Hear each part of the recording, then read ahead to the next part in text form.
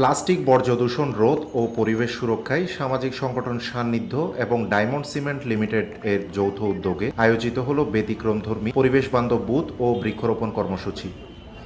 আজ সকাল 11টায় চট্টগ্রাম নগরীর কোতোয়ালী থানার প্রধান ফটকের পাশে এই সবুজ উদ্যোগ বাস্তবায়িত হয়। অনুষ্ঠানে প্রধান অতিথি হিসেবে উপস্থিত ছিলেন ডায়মন্ড সিমেন্ট লিমিটেডের ডিরেক্টর ও ব্যবস্থাপনা পরিচালক আব্দুল্লাহ আল জুনায়েদ।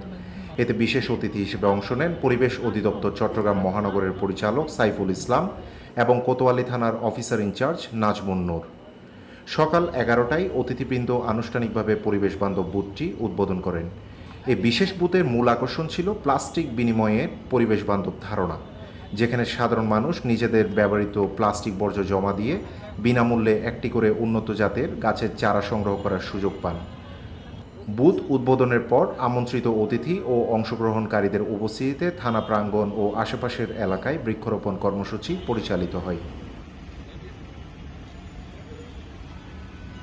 তো আজকে যে সান্নিধ্য অ্যান্ড ডায়মন্ড যে উদ্যোগ নিয়েছে, আমার মনে হয় না, আমার ক্ষেত্রে আমি এখন দেখি যে ফার্স্ট টাইম যেটা ওরা করেছে সেটা হলো কি keep the city clean and make it green.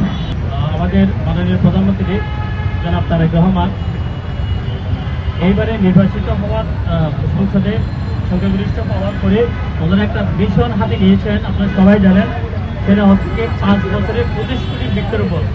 আমি মনে করি এই ক্ষুদ্র প্রচেষ্টা সরকারের এই বিষয়টাকে, সরকারের এই কর্মসূচিকে সমর্থন জানাচ্ছে।